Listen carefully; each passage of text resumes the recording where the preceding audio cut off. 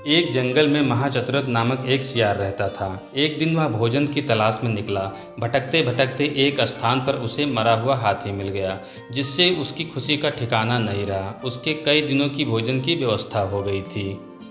वह हाथी के मृत शरीर के पास गया और उस पर अपने दांत गड़ा दिए, लेकिन हाथी की चमड़ी मोटी थी। बहुत प्रयासों के बाद भी वह उसे चीरने में असफल रहा।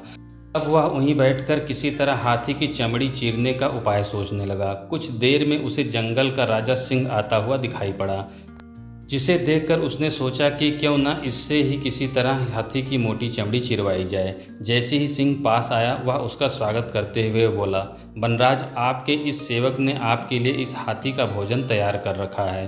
कृपया इसे ग्रहण कीजिए और मुझ पर उपकार कीजिए। सिंह जंगल का राजा था। वह किसी दूसरे के द्वारा मारे गए जानवरों को भला क्यों खाता।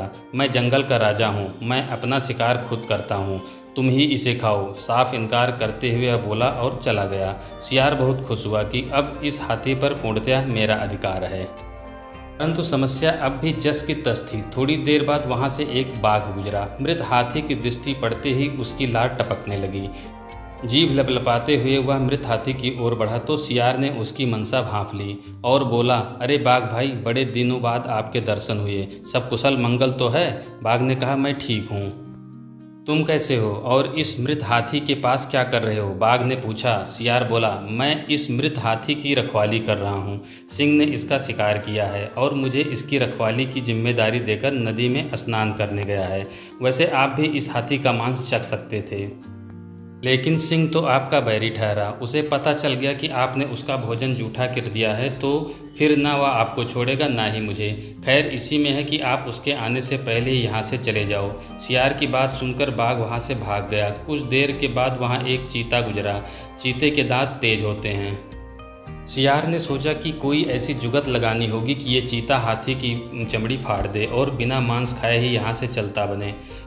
उसने चीते से कहा, मित्र आओ आओ, देखो ये मृत हाथी, ये सिंह का शिकार है। मैं इसकी निगरानी कर रहा हूँ। तुम भूखे जान पड़ते हो, चाहो तो कुछ इसका मांस खा सकते हो। जैसे ही मैं सिंह को आता देखूंगा तुम्हें बता दूंगा, तुम तत्काल भाग जाना। पहले तो चीता ने सिंह के डर के हाथी का मांस खाने से इनकार कर दिया, किंतु सियार के विश्वास दिलाने पर वह राजी हो गया।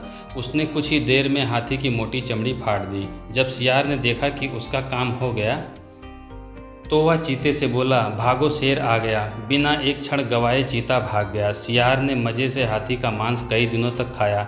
इस प्रकार उसने अपनी चतुराई और सूझबूझ से अपनी समस्या का समाधान निकाला।